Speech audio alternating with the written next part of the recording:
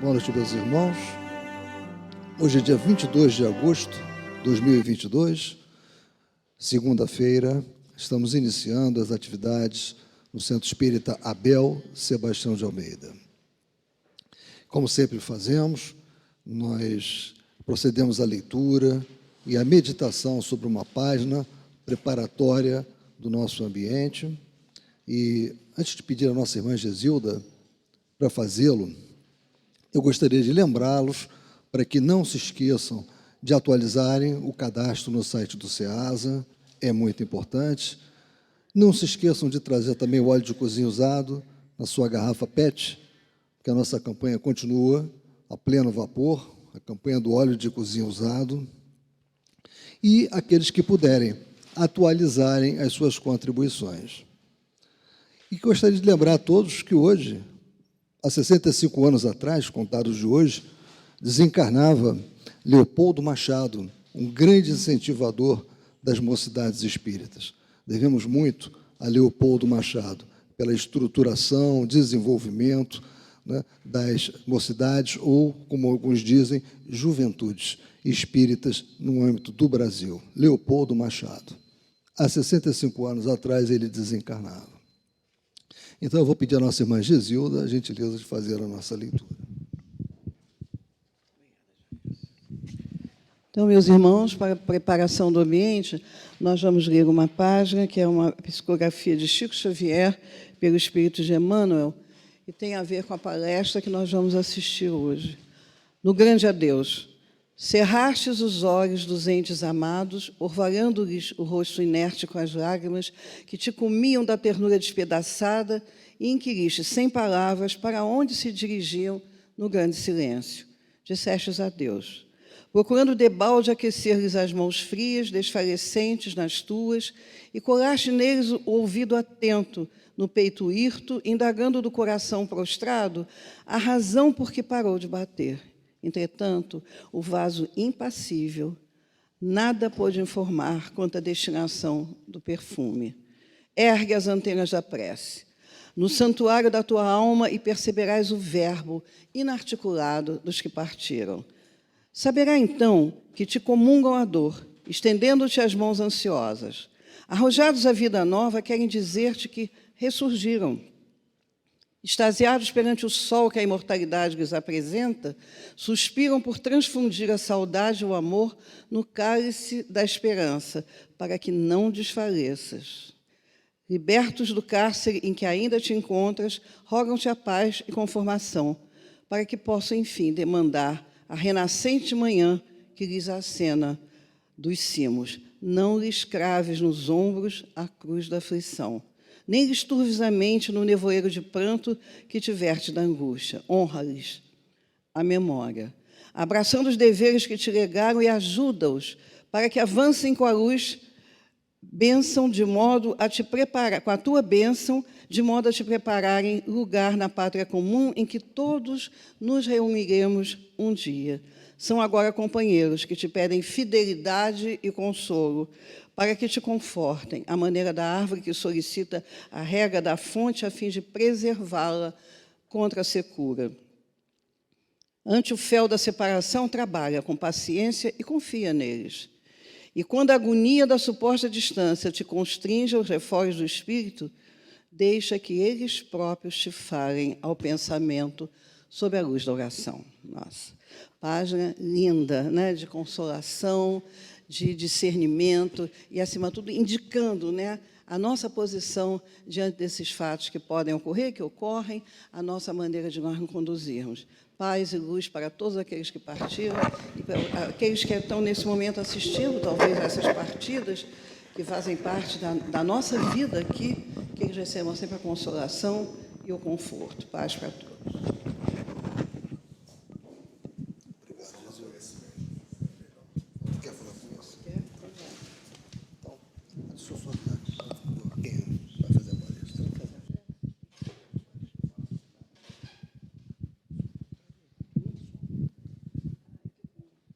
Bem, meus irmãos, agora nós vamos prestar a máxima atenção no nosso querido irmão José Soares, que vai conduzir os nossos trabalhos de estudo na noite de hoje. Por favor.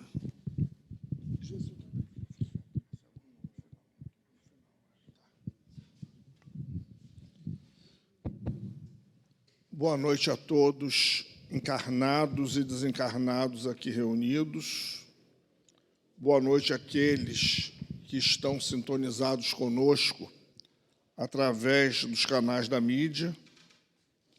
Que as nossas primeiras palavras, elas sejam sempre de gratidão a Deus pela oportunidade que estamos tendo de estarmos reunidos em torno da nossa tão amada doutrina espírita.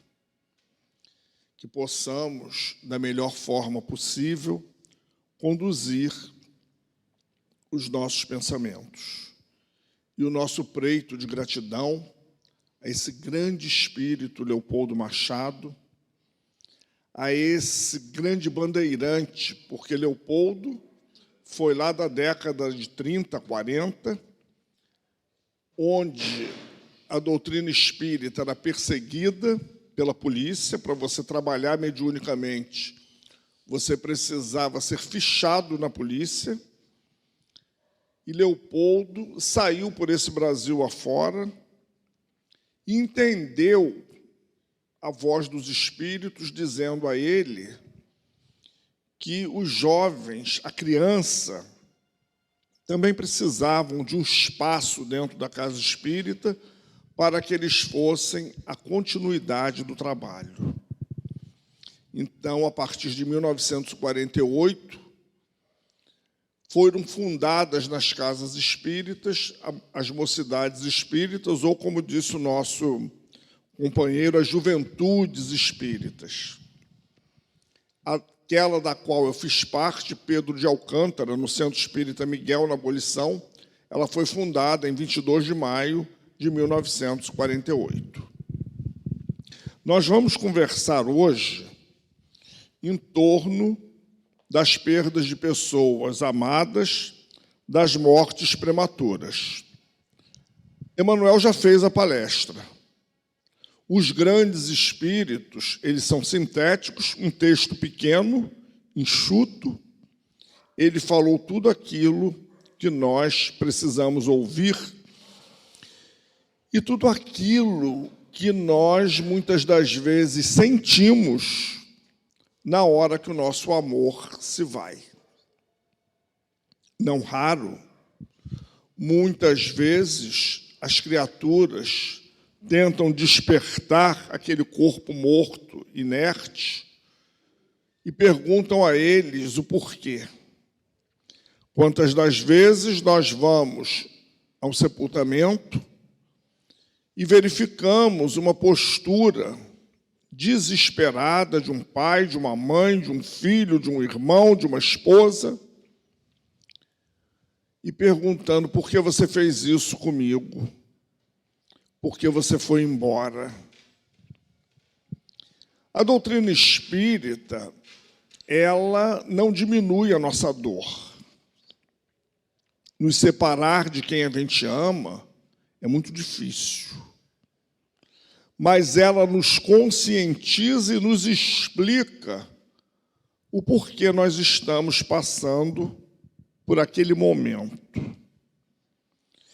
E o título do estudo, assinado por Sanson, que foi membro da Sociedade de Estudos Espíritas, e está elencado no livro Céu e Inferno, na segunda parte, dentre os espíritos felizes. Sanson era um homem simples, tinha um sofrimento cardíaco muito forte e desencarna lá pelos idos de 1860, 62, e combinou com Allan Kardec, seu grande amigo, que o evocasse enquanto o corpo estivesse na câmara mortuária.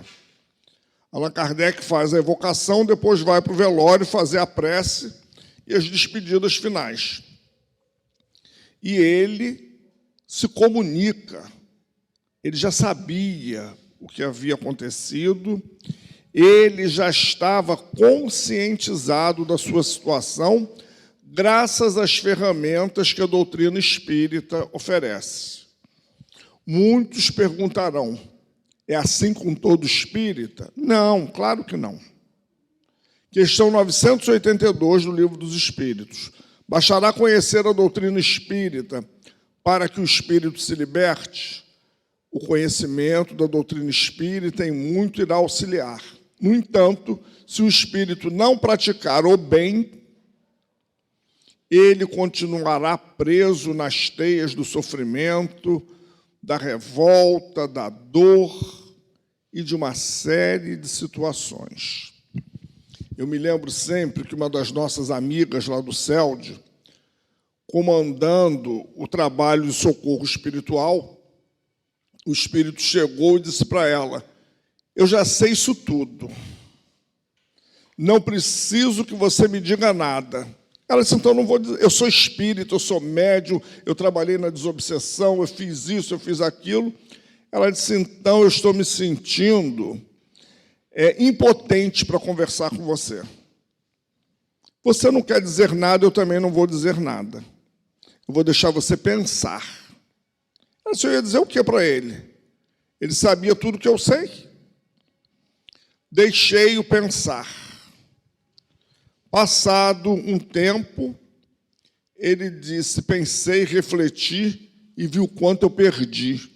Eu fui um teórico espírita.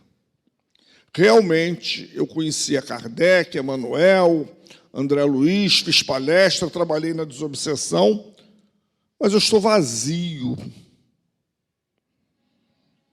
Por quê? Havia o conhecimento. Há uma diferença entre saber, entre entender e aceitar. Você pode saber, mas se você não tiver atos no bem, você vai passar por situações tormentosas. O Espiritismo não vai nos livrar.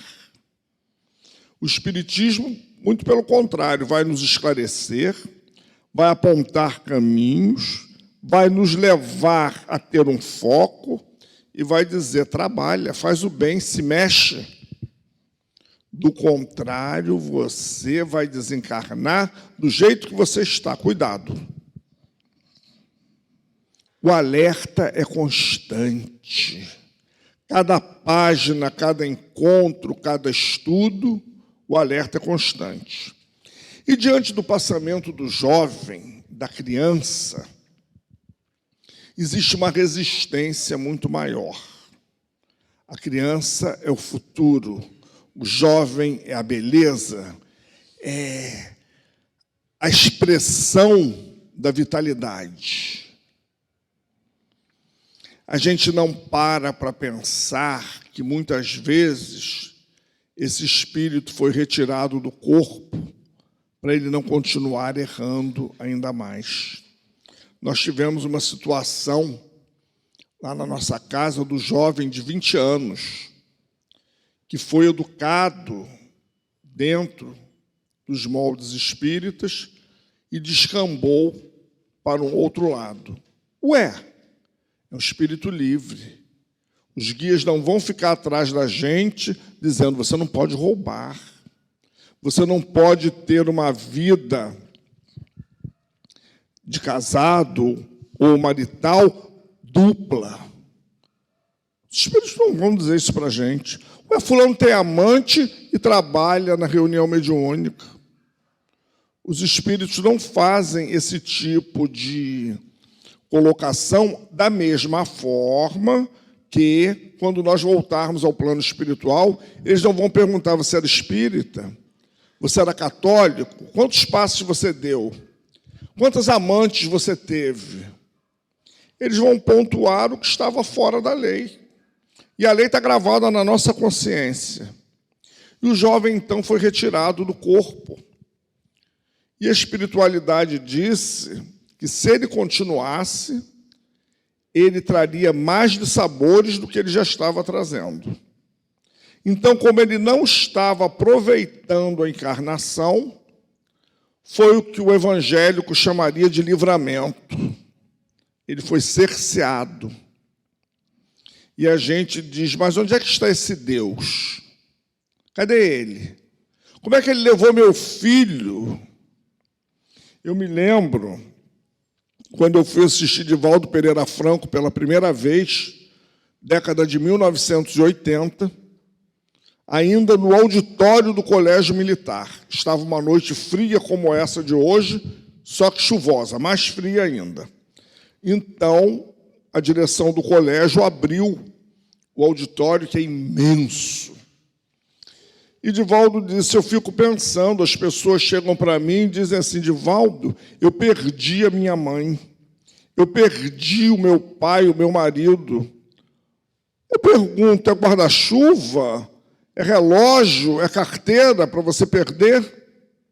Ele nunca foi seu. Porque, na realidade, nós somos todos filhos de Deus e irmãos. Está meu pai, está minha mãe, está meu marido, está meu filho. E eu preciso devolver. Me lembro de um espírita fazendo a prece diante do corpo da sua mãe. Ele disse, Senhor, tu nos emprestaste.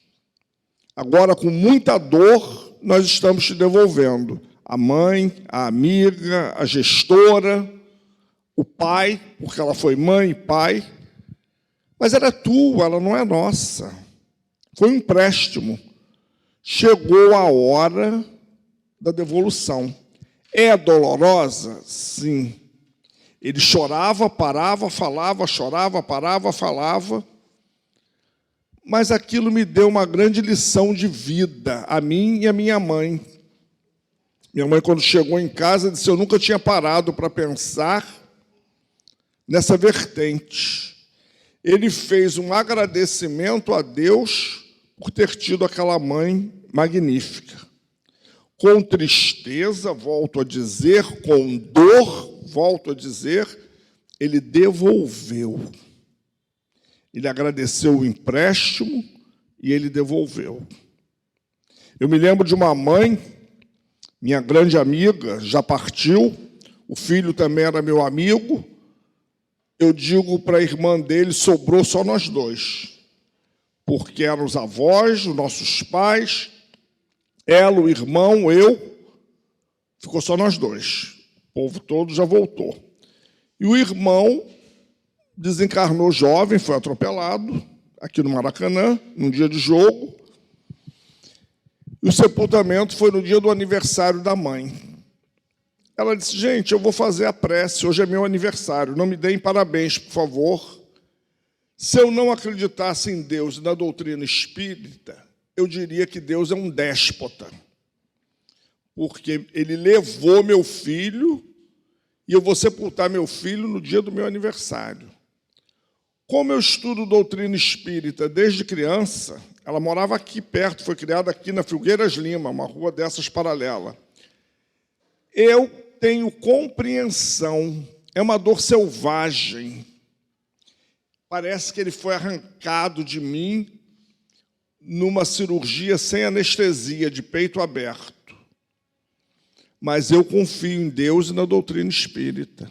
Ele não morreu e ele não foi tirado de mim. Porque se eu acreditasse nisso, eu não acreditaria em Deus. Não dá para acreditar nos dois. Então ela fez a prece e naquele dia ela não chorou.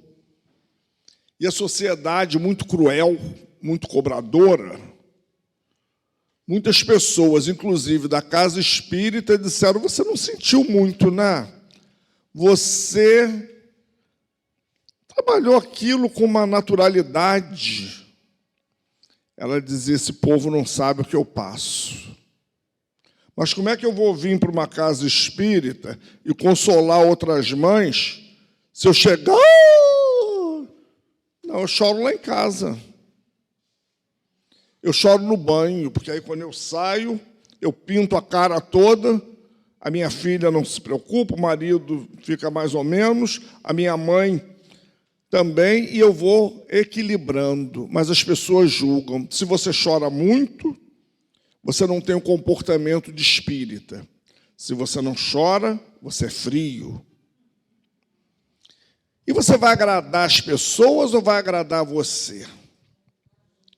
Como é que está a sua consciência diante daquela criatura que partiu? Porque na 934 do Livro dos Espíritos, Kardec, tratando de perda de pessoas amadas, tem que pegar meus livros com muito cuidado, que eles estão mais velhos do que eu, tudo caindo, ó. A perda de pessoas que nos são caras não é uma daquelas que nos causam legítima tristeza, tanto mais legítima quanto é irreparável e independente da nossa vontade? Responderam os espíritos. Essa causa de dor atinge tanto o rico quanto o pobre. Representa uma prova ou uma expiação, e é lei comum. Mas um consolo pode comunicar-vos com vossos amigos, através dos meios de que dispondes, aguardando que tenhais outros mais diretos e mais acessíveis aos vossos sentidos. Então, a dor é legítima. Não crucifique o outro. Não faça colocações medíocres. Você não é espírita, está chorando. E você nem parece um espírita. O que você entende de ser espírita? O outro tem o direito de externar a sua dor. Eu digo logo, você não conhece nada de espiritismo, porque não tem uma fala de Kardec que ele diga, não chore. E se o outro reverberar mais a sua dor, respeite-o. Aquele momento é dele com seu amor. Se tem culpa, se tem remorso, se tem processos mal resolvidos, não é da minha conta. Eu devo orar por quem ficou e devo orar por quem partiu. Numa prece, quando a gente faz ali diante de um corpo que vai ser sepultado ou devolvido ao campo de cremação, a gente deve vibrar pelo companheiro que partiu e pelos seus entes que aqui ficaram. Porque muitas vezes eles já estão ali se digladiando por causa de uma pequena herança, de um apartamento, de um carro. Muitas das vezes eles não tiveram sequer o contato de família. Muitos, às vezes, estão até forçando uma situação, mas isso não é problema nosso. O espírita não vai a um velório para avaliar pessoas. Ele vai ao velório na postura de um trabalhador de um socorro fraterno. Ele vai se posicionar ali, em prece, não vai ficar de conversinhas, de risinhos, de gargalhadas, porque o ambiente não pede isso. Hoje em dia as pessoas quase não se veem, elas vivem mergulhadas num celular, aí quando elas se encontram, elas se esquecem às vezes que determinados momentos são de silêncio, de respeito ao outro. Respeito à dor do outro, que muitas vezes falta. Então, a gente tem que ter postura, porque tem espíritos trabalhando. Altivo, que é o presidente fundador do Centro Espírita Leon Denis, amigo de Gesilda, ele, certa feita, recebeu uma comunicação falando aos médios que trabalham na desobsessão, no socorro fraterno aos espíritos. Ele disse, você tem que ir para o enterro igual você vem para cá, para esse trabalho. Preparado, disponível para doar. Preparado para você ser, de repente, o instrumento que vai ajudar a desfazer aqueles laços. Agora, se você chega lá e vai contar piada também, vai para o barzinho tomar cafezinho, vai debochar do outro, da capela ao lado, você não está fazendo o trabalho, fica em casa. Se você não tem nada para colaborar, fique na sua casa. Não peça para sair mais cedo no trabalho ou entrar mais tarde, você não vai colaborar. Você não vai para uma diversão, e o espírita vai para um trabalho, porque ele sabe todo esse mecanismo que ali acontece. Então, essa questão do respeito, ela é muito grave em qualquer uma das nossas relações. Não existe relação durável se não houver respeito conjugal, comercial, profissional, vivência diária com a vizinhança, no condomínio, na vila que a gente mora. Se as pessoas não se respeitarem mutuamente, não tem relação que dure. Você não faz uma amizade, você não mantém um casamento, você não mantém uma estrutura de uma sociedade, você não se mantém nem dentro da casa espírita. Respeito é a base de tudo. E a gente precisa respeitar o momento do outro, que não é o nosso. Mas quando é o nosso, porque a dor, ela quando está batendo lá no vizinho, cuidado, ela está chegando, está bem próxima. Na minha casa vai ter doença, vai ter desencarne, vai ter separação, vai ter problemas de sexualidade, vai ter tudo que eu vejo na casa do vizinho e aponto como pervertido, devasso, imoral, indecente. Quando chega lá em casa, não, ela era tão inocente, ela foi enganada pelo aquele namorado. Não, papai era ótimo. Vai para o céu quando desencarnar. Não valia nada, teve 1000 problemas de relacionamento, aí a gente quer tampar o sol com a peneira. Não precisa também esse exagero. Cada um responde pelas suas obras. Mas a gente também não precisa julgar, a gente não precisa empurrar o outro mais para o buraco. A minha dirigente, que me treinou mediunidade, isso já faz 42 anos, porque eu já tenho 20 vezes 3. Ela contava que lá pelos idos de 1950, ela estava saindo de casa para ir para a reunião mediúnica, o trabalho de socorro espiritual. A vizinha estava lavando a varanda e disse para ela, está indo para o centro? Ela disse, estou, está na hora. Ela disse, bota o nome do fulano, daquela peste. Ela disse, não precisa você me dar, que eu sei. Tá bom, ela disse que chegou no centro, escreveu o nome, ela era amiga do casal, botou na caixinha de prece, mas não disse nada a ninguém. Sentou, dirigiu o trabalho. Quando o trabalho acabou, que ia para a prece final, o médium que estava sentado ao lado dela disse assim, a senhora conhece fulana? Ela disse, minha vizinha. Pois é, tem um espírito aqui dizendo assim, diga a fulana que me esqueça. Eu errei, estou respondendo pelos meus erros, e ela vive me massacrando dia e noite. Ela não precisa pedir prece para mim, não. Deixa que eu me entendo com a lei. Ninguém sabia. Ela era uma pessoa muito decidida, essa minha dirigente, mas nem fui em casa. Antes de entrar em casa, toquei lá a campainha. Fulana, oi, botou o nome? Botei. Ele veio lá, isso. Ela disse, ela fez, eu não sei. Ela nunca mais me pediu que eu fizesse prece por ele. Realmente, eles tiveram um casamento conflitante, ele tinha uma vida dupla, enfim. Mas eu levei o nome, não me cabia julgar. Mas ela realmente vivia sempre falando dele.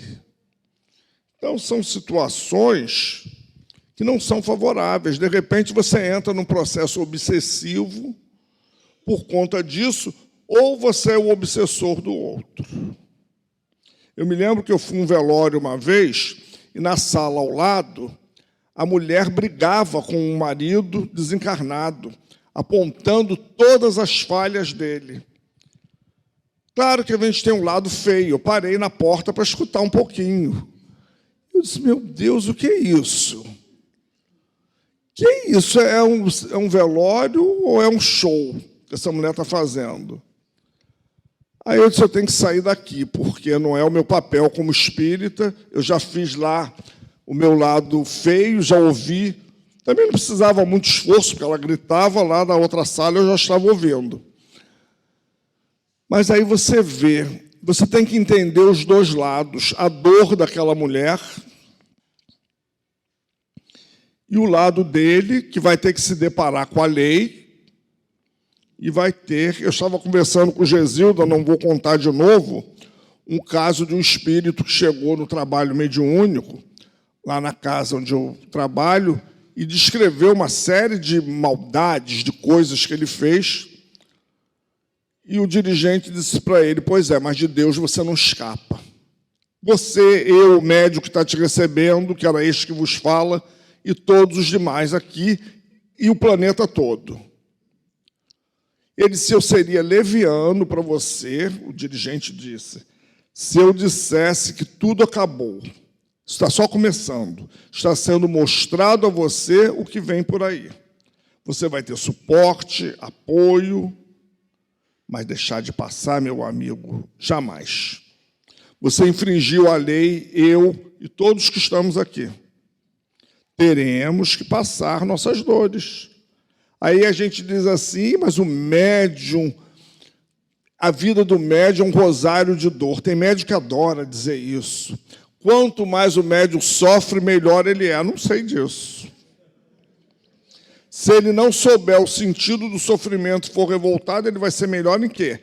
Ele pode ter um canal aberto, um médium ostensivo, ele sempre capta mais, ele faz um registro mais intenso. Não significa dizer que ele é o melhor. E a gente também não tem que vir para a casa espírita para falar das nossas vidas, porque não interessa a ninguém. Interessa o ensinamento de Jesus. Interessa aquilo que Jesus precisa e deseja que a gente se torne. Interessa que um dia ele veio como Filho do Homem para transformar. Ele fez a parte dele. Ele foi tão lúcido e o melhor de todos os pedagogos que ele deu o maior ensinamento a cada um segundo suas obras. Tipo, eu não vou fazer por ninguém. Eu vim, ensinei, exemplifiquei, agora cada um por si. Estou pronto para ajudar. Estou pronto para repetir a lição tantas vezes quantas forem necessárias. Só não me pede para fazer, porque eu não vou fazer. Se fosse assim, as mães, com esse seu amor, que às vezes chega a ser louco, elas se jogariam na frente do carro para o filho não ser atropelado, elas fariam as inúmeras cirurgias do bebê de 60 anos que ela tem em casa. E, no entanto, não é assim. No entanto, ela assiste o sofrimento, ela compartilha, ela ora, mas ela tem que aceitar, inclusive quando o seu rebento parte antes dela, que é considerado pelos espíritos a maior dor que possa existir. A mãe que conduz o seu filho à morada final aqui da terra. Mas tem uma razão de ser. Aquele espírito, muitas das vezes, veio completar tempo. Muitas das mortes de criança é complemento de tempo. Porque nós não somos espíritos completistas. Nós somos espíritos mil vezes reincidentes. E a gente é muito mal educado para comer, para viver. A gente se atira muito. E isso, muitas das vezes, diminui a qualidade de vida. Que coisa pior que dizer para um gordinho fazer dieta, gente? Pelo amor de Deus, que coisa horrorosa. Aí a gente diz comer é tão bom. Pois é. Ah, mas eu tenho que aproveitar a vida até o máximo. E tenho. E muitas das vezes a gente se desgasta. Até querendo cuidar do corpo numa ditadura de beleza, a gente se impõe tantos exercícios que rompe 500 ligamentos, porque o corpo só vai até aqui, eu quero ir lá na parede, porque fulano foi. Fulano não sou eu. Fulano teve uma estrutura que foi avaliada e prescrito para ele aquele tipo de exercício. Eu não tenho a idade de fulano, a expertise, a saúde, mas eu quero ser fulano. Porque a gente cria normas e formas para ser feliz. Não tem fórmula. não tem simpatia. Eu hoje vivenciei uma situação na casa espírita que é até vergonhosa, mas para a gente ver o ponto que as coisas acontecem. A criatura chegou lá e disse assim para mim: eu queria uma consulta com o espírito aqui. Eu digo: perfeitamente. A senhora deseja o quê? Sumiu um dinheiro da minha conta. O senhor acha que o doutor Erma sabe onde está o dinheiro? O doutor Erma é o diretor espiritual da casa. Eu digo: claro que não, minha querida. O dinheiro sumiu, você já foi à polícia? Já fez um BO? Já fez um levantamento? Você sabe quem são as pessoas da sua casa? Tive que dizer isso a ela. Isso não é trabalho para espírito. Ela disse: mas como é que eu vou reaver o dinheiro? Como a senhora vai reaver, eu não sei. Que ele está lhe fazendo falta nos dias de hoje, eu entendo. Mas essa busca tem que ser feita polícia, advogado, banco, não na casa espírita. A senhora acha que os espíritos estão aqui para quê? Ela disse: não, porque o espírito podia saber onde está o dinheiro. Eu digo: não sabe, não. Esse dinheiro já voou, saiu da sua conta. A senhora tem filhos? Tenho. Eu digo: de repente, sumiu lá dentro da sua casa mesmo, não é mesmo? A senhora não foi à polícia, de repente sumiu lá mesmo. A senhora quer que o espírito diga onde está? Vai fazer uma busca, vai ao banco, consulta o gerente, faz um BO, busca um advogado. Agora, isso não é trabalho para o espírito. É igual as pessoas: eu quero ficar bom, eu vou tomar passe, vou ficar boa. Não, não vai ficar. O passe vai ajudar, mas você tem que fazer um tratamento, você tem que fazer uma dieta. Há pouco tempo, teve uma live no YouTube de Divaldo Pereira Franco. Eles tomam 26 comprimidos por dia. Chico Xavier tomava 20. Tomo passe toda semana, faço culto no lar todo dia e recebo Joana de Ângeles. E daí? E tenho que tomar. Vou ao cardiologista, vou ao ortopedista, vou ao neurologista e outros istas mais. E ai de mim que não vá. Que ela diz: o senhor não vai ao médico? O senhor está achando que eu sou médica? Eu sou freira, não sou médica. Não sei fazer cura. Tenho que ir. Você também tem que ir. A gente tem que acabar com essa confusão de achar que os espíritos são nossos empregados. Daqui a pouco a gente está pedindo emprego, marido, noivo, namorado, namorido. Não é função deles, gente. Não é função deles. Eu estou doente, eu vou orar com fé, vou procurar um bom médico, vou seguir aquela prescrição. Se aquilo não me agradar e eu não ver resultado, eu vou buscar outro, orando, tomando passe, água fluidificada, válido. Se eu sou católico, vou fazer minha promessa, vou rezar meu terço, válido. Agora, eu não posso querer que os espíritos façam o milagre, porque milagre não existe. Milagre é sobrenatural, é derrogação da lei. Não tem derrogação da lei. Quando acontece, é porque chegou o fim de um grande sofrimento. A gente observa que aquelas curas do tempo de Jesus não acontecem mais. Elas tinham que impactar uma época, elas tinham que chamar a atenção, e aqueles espíritos que estavam naquele cenário, chegou o final das suas provas. Talvez um despertar para Deus. E o outro item: se fosse um homem de bem, não teria morrido. Pois é. Quando esses nossos irmãos, que a gente queira ou não, eles são nossos irmãos, que estão no crime, que estão em situações equivocadas com a lei, eles partem. A primeira reação do homem, da mulher, não estou dizendo do espírita, não vai fazer falta nenhuma à sociedade. Se fosse um pai de família, uma mãe de família, um trabalhador, mas quem é esse cara? O ladrão? Levou 2 tiros, não tinha que ter levado 25. Se a gente observar, é muito duro. A gente trabalha, vive de salário, e chega ali fora, o cidadão leva o carro, o celular, ou entra na nossa casa, rouba o dinheiro, estupra a filha, a esposa, a mãe. A gente não aceita isso com facilidade. Nem vamos perdoar essa alma. Ah, coitado, ele é meu irmão equivocado. Ainda não estamos nesse patamar. Não estamos.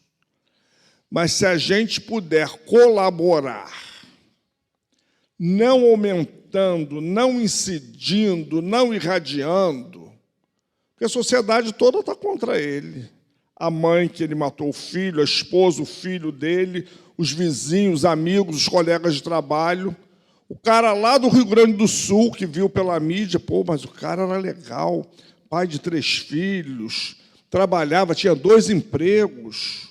Aquele cara lá que nunca te viu, que nunca me viu, vai vibrar contra o meliante. Porque a gente tem uma estrutura de que a pessoa trabalha, é chefe de família, etc. e tal, a gente conhece a casca. Quantas pessoas boas, entre aspas, elas têm vários equívocos. Quantas vezes são tiranos domésticos e na rua são pessoas delicadíssimas, doces.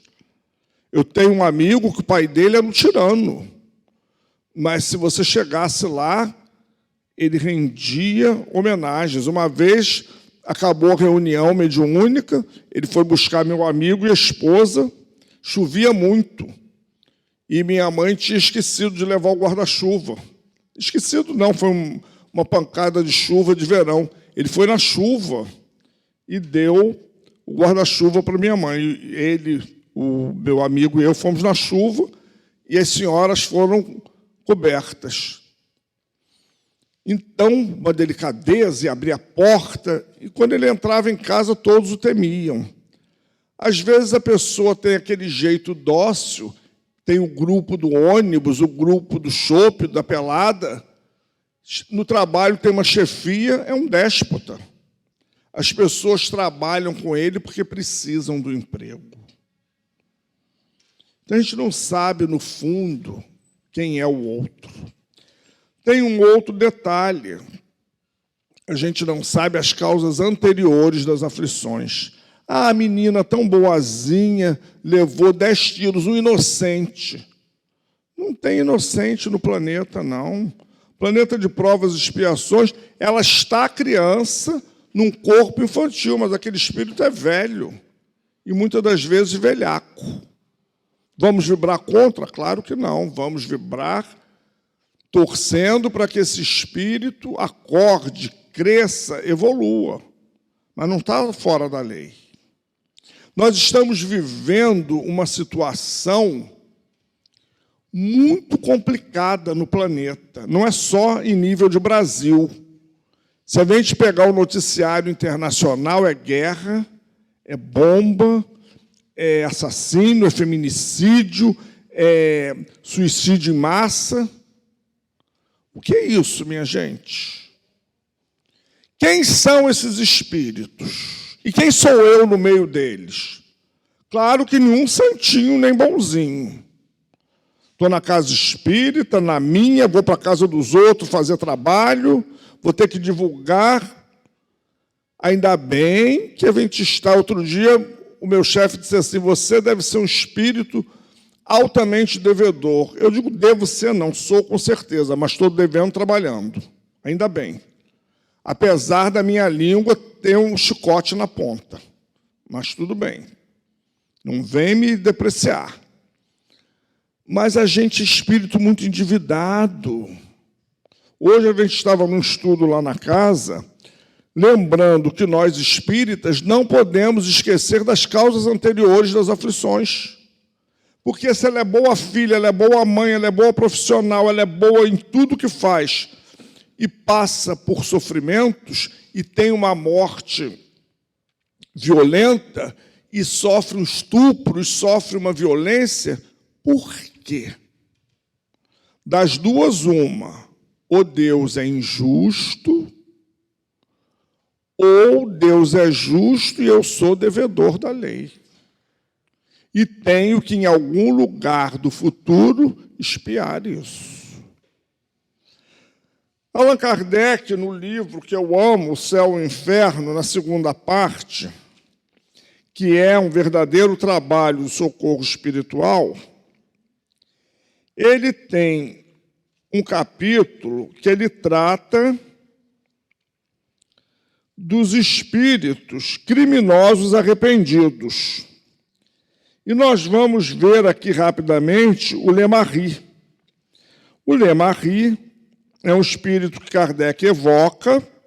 Ele é condenado à pena de morte pelo Tribunal de Aisne, na França, em 31 de dezembro de 1857.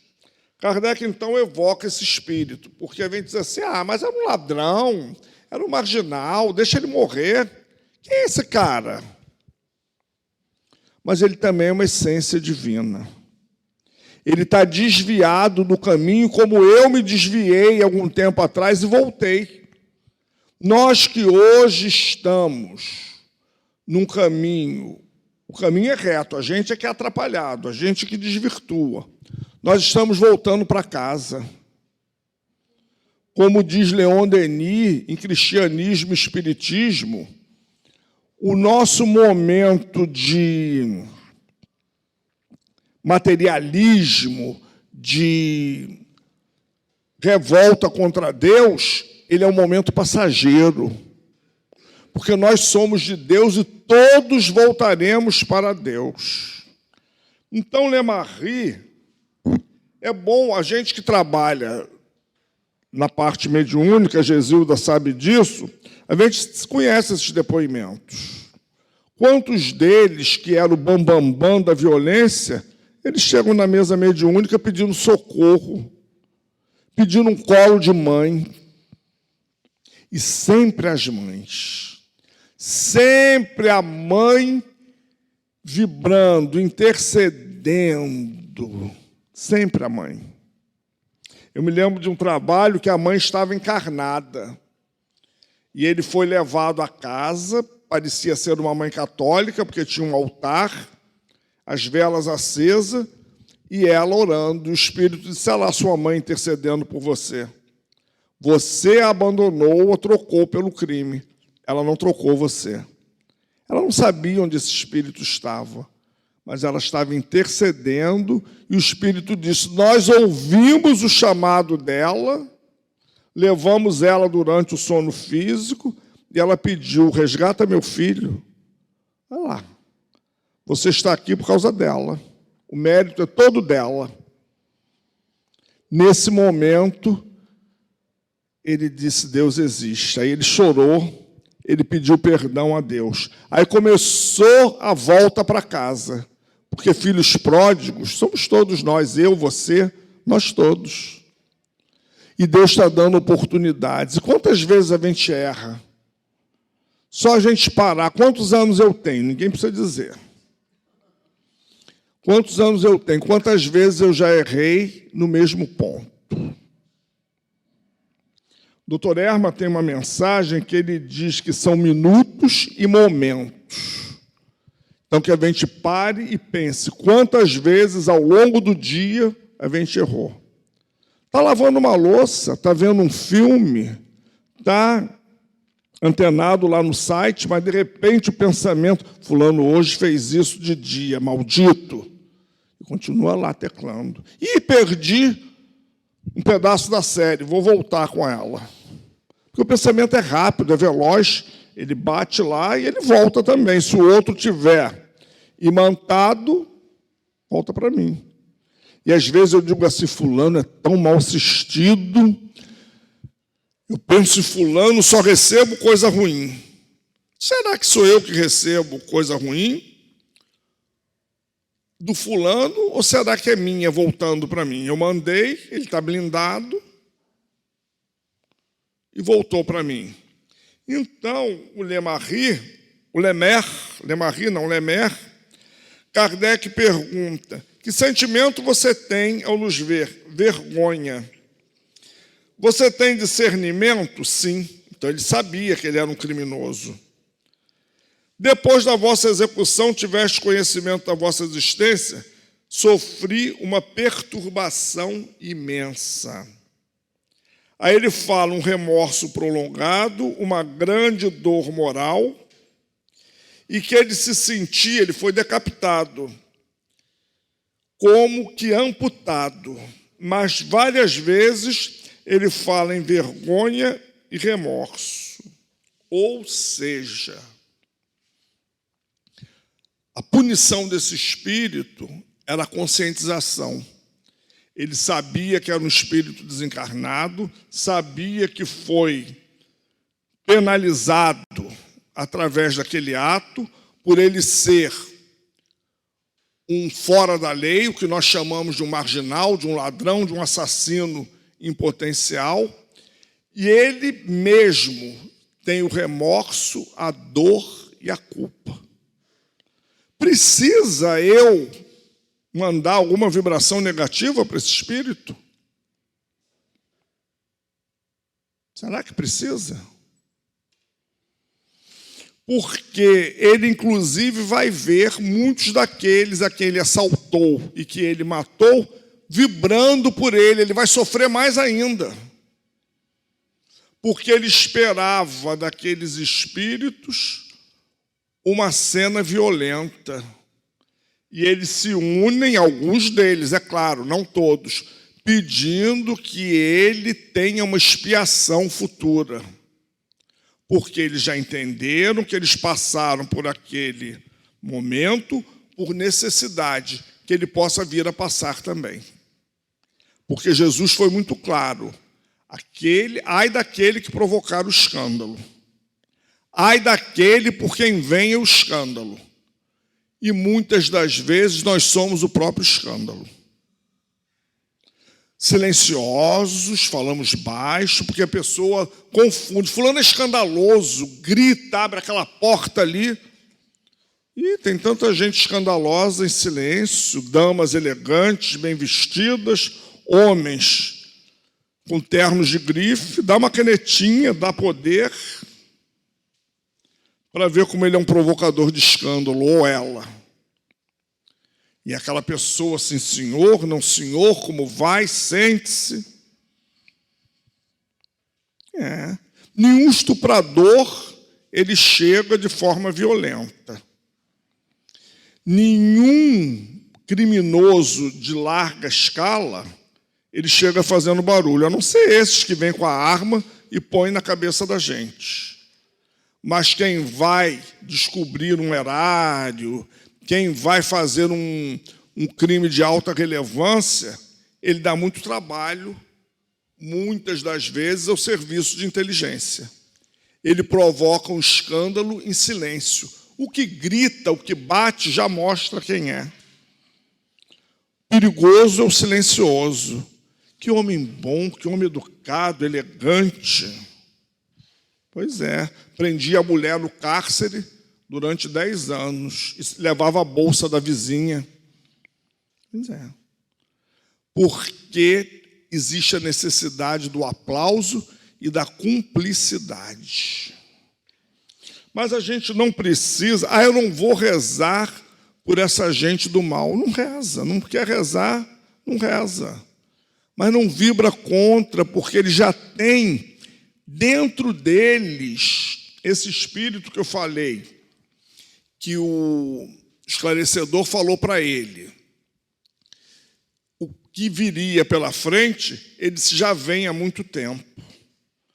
Porque quando a gente assalta, disse ele, você bota o revólver na cabeça do outro, ele te dá o relógio, o dinheiro. Na época não tinha celular. Mas a gente recebe cada rajada, ele só te dá porque ele quer a vida.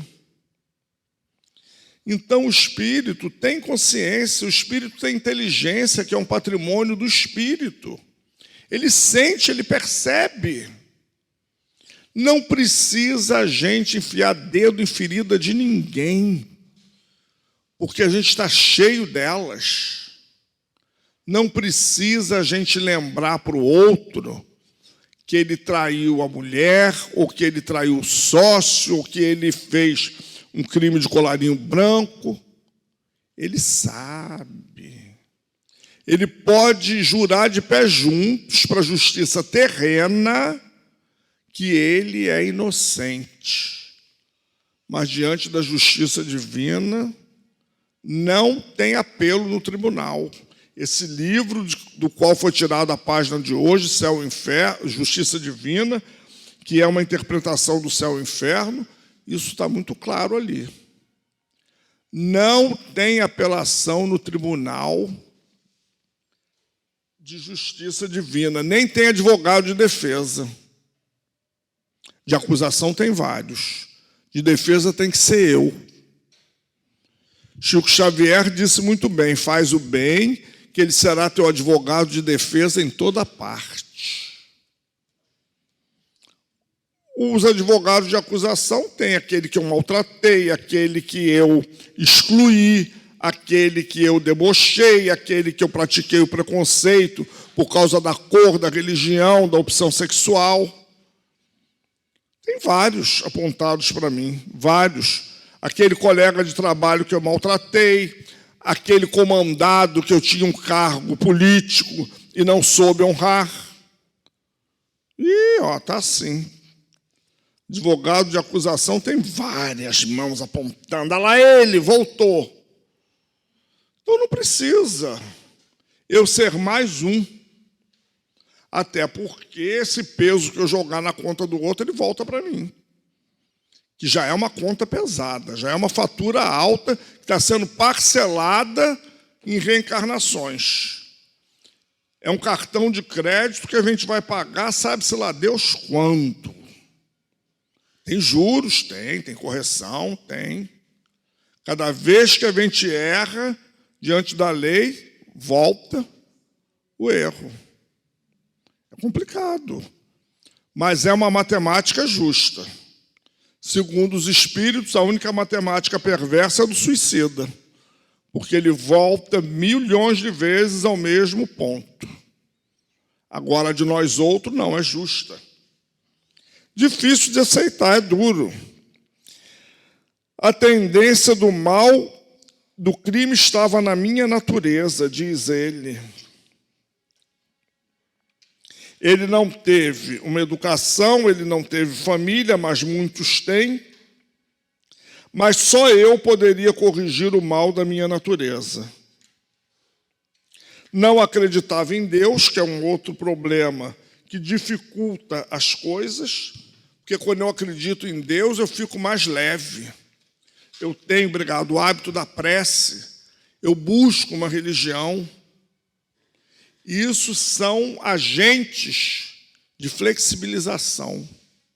É o passe que eu recebo, é a página amiga, é a hóstia na igreja.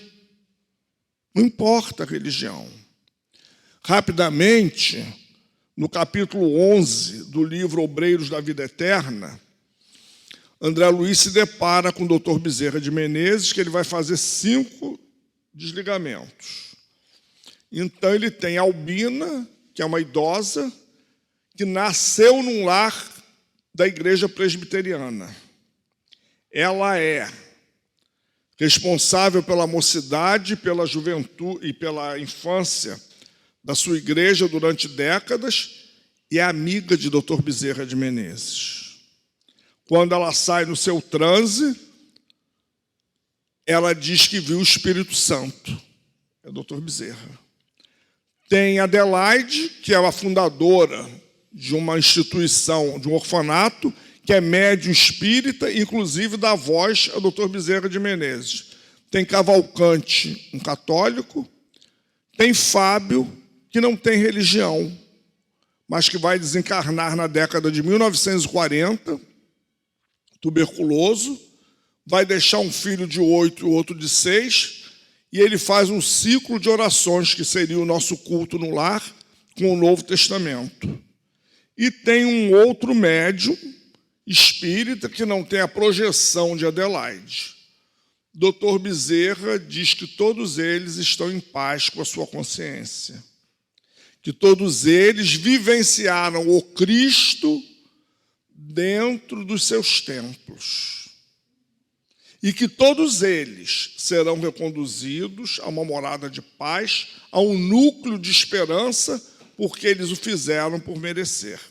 Albina está às portas do desencarne e a filha diz: mamãe, se aquieta. Ela disse: não, me dá a Bíblia, que eu preciso falar sobre Jesus. Ela percebe os espíritos que vão ouvi-la. Ela tem a mediunidade, mas não identifica. Dr. Bezerra aciona ela melhora a dispneia, ela senta-se, ela lê a Bíblia, fala sobre Jesus, depois ela cai em prostração de novo. Dr. Bezerra diz: agora chega, eu vou preparar o desligamento para as próximas horas. Amiga de Dr. Bezerra. Dr. Bezerra vai no centro de Umbanda fazer um trabalho de desobsessão, Xalá em loucura e obsessão. O senhor aqui nesse terreiro, qual o problema, meu filho? Eu estou onde a dor me chamar. Então não é a religião que vai nos salvar. Questão 842 do Livro dos Espíritos. A melhor religião é a que forma o maior número de homens de bem. O que vai nos salvar é a nossa consciência tranquila. É a paz que carregamos dentro de nós. Não dá para modificar de um momento para outro. Na hora que eu morrer, eu peço perdão a Deus. Que bom que você se arrependeu. Parabéns para você. Mas vai enfrentar os desafios. É um preparo. É um trabalho no dia a dia. Como diz Joana de Ângeles, é trabalhoso, é doloroso, mas é necessário. Só para encerrar, eu hoje lembrei de um professor na faculdade que ele disse assim: qualquer inteligência mediana faz uma faculdade, uma pós, um mestrado. Se eu fiz, vocês fazem. Eu nunca fui um aluno de ponta, eu nunca fui. Deu para fazer. Quantos outros me antecederam, quantos vão me substituir? Então dá para vocês também. Trabalhando de dia, estudando de noite, igual eu fiz. Não morri por isso. Já estou indo para casa me aposentar. Então, da mesma forma, o espírito sempre vai conseguir. Hoje, amanhã, mais tarde, depois, é da lei. Então, quanto aos nossos companheiros criminosos, a lei vai agir sobre eles. Quanto às nossas perdas de entes queridos, se não for suicídio, está no cabimento da lei. E se for suicídio, vamos ajudar também o companheiro a se levantar. Vamos orar por ele, vamos vibrar, não vamos julgá-lo, nem ficar questionando por quê. Porque a dor de um suicida é muito grande. Então, ajudemos. A gente precisa disso, ajudar uns aos outros, culpar, bater, jogar pedra, achincalhar, provocar bullying moral. E tem muita gente para fazer. A gente precisa fazer a diferença. Se a gente não puder bater palmas, que pelo menos a gente tenha uma atitude de respeito. Eu não concordo, eu não vou fazer. Eu não vou me cumpliciar com você. Mas você é você, eu sou eu. Já está de excelente tamanho. Quando um não quer, dois não brigam. Se não for bom para duas pessoas, não está bom. Ou é bom para as duas pessoas ou não é bom para ninguém. Isso em tudo na vida. Então, que Deus nos abençoe, que Jesus nos ilumine. E nós estamos no capítulo das causas anteriores das aflições, da justiça das aflições, que nos levam a entender a dor que eu passo, a dor que cada um de nós passamos. Que Deus nos abençoe, que Jesus nos ilumine, nos fortaleça, que no dia de amanhã nos encontre presente de pé, Mesmo que seja fora desse corpo, de repente, durante a noite, vai embora. Não estou fazendo nenhuma profetização aqui. Mas que nos encontre de pé, dispostos a fazer o bem, só o bem, que o resto não interessa. O resto a gente já conhece, haja visto o que a gente passa hoje. Aquelas dores lá em casa, cada um conhece as suas. Que Deus nos abençoe, Jesus nos abençoe.